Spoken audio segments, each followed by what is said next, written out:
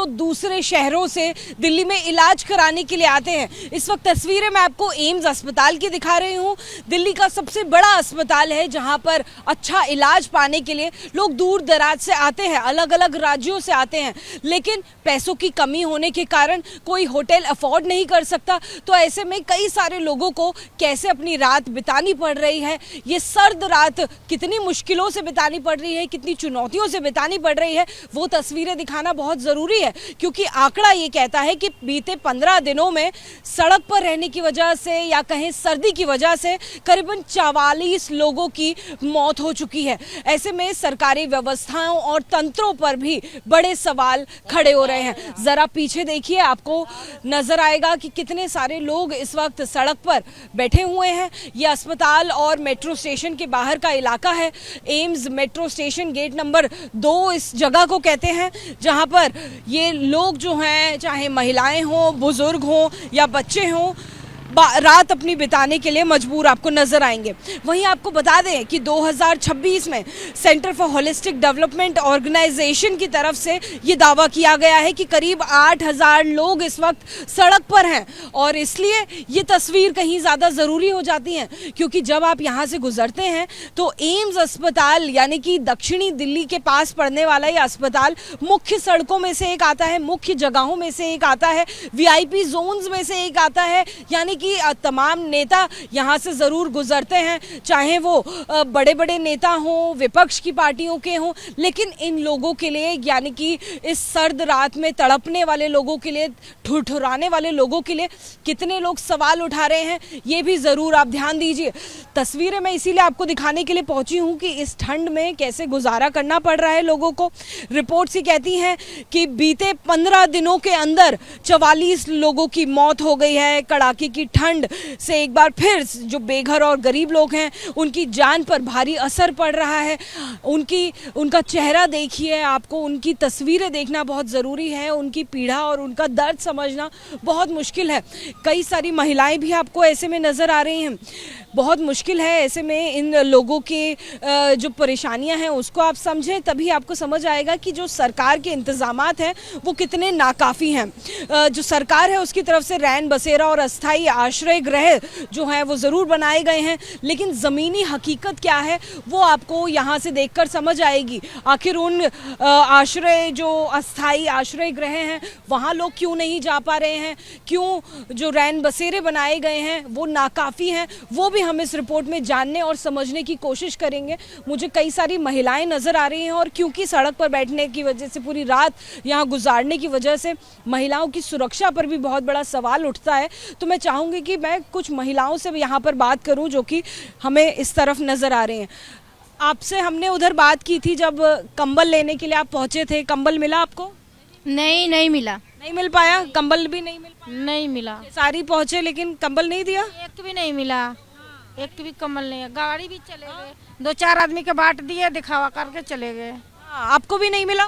नहीं मैम, आएगा इधर से, नहीं मिला। अच्छा, तो आप लोग यहीं पर रहते हैं एक तरीके से, अभी दिल्ली में आपका यही एड्रेस है? हम हमारे 4 दिन हो गया आके, हम 4 दिन से वो अंदर रहते थे, इमरजेंसी में उधर से भी भगा दिए। हाँ, किसका इलाज हो रहा है इमरजेंसी में? लड़की के। अच्छा, आप ही का इलाज है? हाँ। तो अभी आपको 2 दिन और रहना है यहाँ पर? हाँ, 2 दिन और रहना है। 2 दिन। तो यहाँ पर क्योंकि आप सड़क पर हैं बिल्कुल, तो ऐसे में रात को ऐसे कई सारे लोग हैं जो परेशान भी कर सकते हैं महिलाओं को यहाँ पर। रात में हम लोग डर से कोई सामान चुरा के ना ले जाए। हाँ हाँ, रात जागते हैं, पूरी रात जागते हैं, हम नहीं सो पाते। छोटा सा बच्चा भी आपके साथ, इसकी भी सुरक्षा पर सवाल है। हाँ, तो इसको ध्यान रखना पड़ता है। इसको रैन बसेरा यहाँ से कितनी दूर है और वहाँ जाकर आपने देखा इतने दिनों से अभी तक लगातार फुल है, एक भी दिन जगह नहीं दी? नहीं, बोलते हैं कि खाली होएगा तो बताएंगे।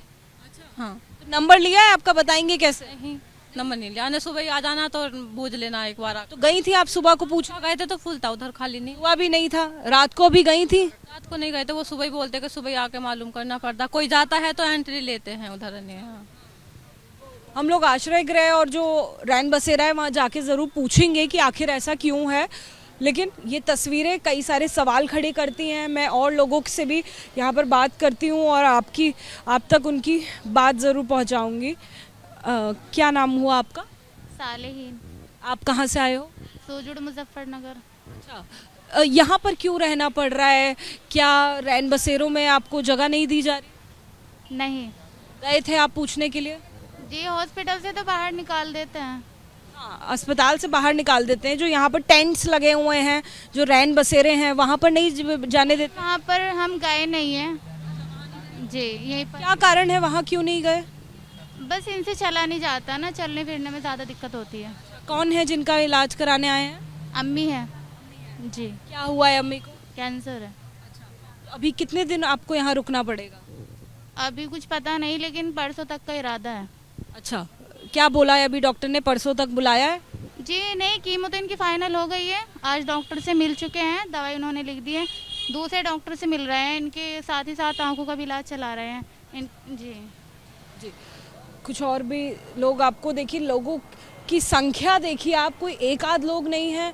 मैं जिस तरफ भी जा रही हूँ, चाहे वो ये इलाका हो या 4 कदम पीछे हो, इस तरह से सड़क पर सोने वाले अनगिनत लोग आपको इस वक्त नज़र आ रहे हैं।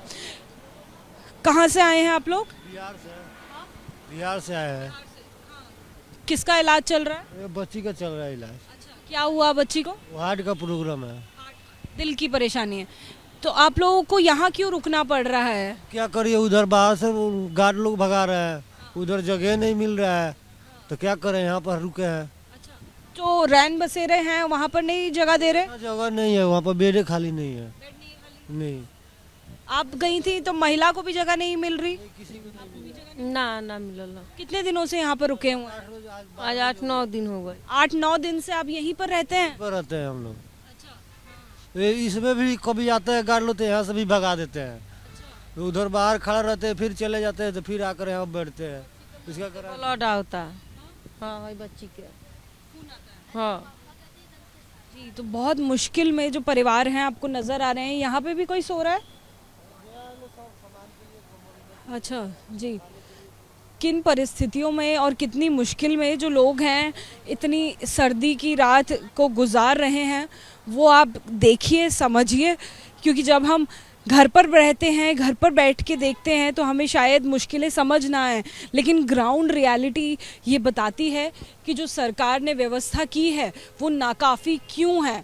लगातार प्रयास ये किया जा रहा है कि सबको जगह मिले, लेकिन ज़्यादातर लोग जिनसे हम लोग बात कर रहे हैं वो यही बता रहे हैं कि रैन बसेरों में जब वो जाते हैं तो उन्हें जगह की कमी का हवाला देते हुए ठहरने की व्यवस्था नहीं मिल पाती है। रैन बसेरे में भी पहुंचते हैं और पता करते हैं कि आखिर कितने लोगों की जगह है और कितने लोगों की जगह वहां पर आमतौर पर होनी चाहिए, कितने लोगों की जगह वहां पर बढ़ानी चाहिए, जिससे कि इन सभी लोगों के लिए व्यवस्था पर्याप्त रूप से पूरी हो पाए। कैमरा पर्सन अजीत गुप्ता के साथ जातिका सिंह, ABP न्यूज़, दिल्ली।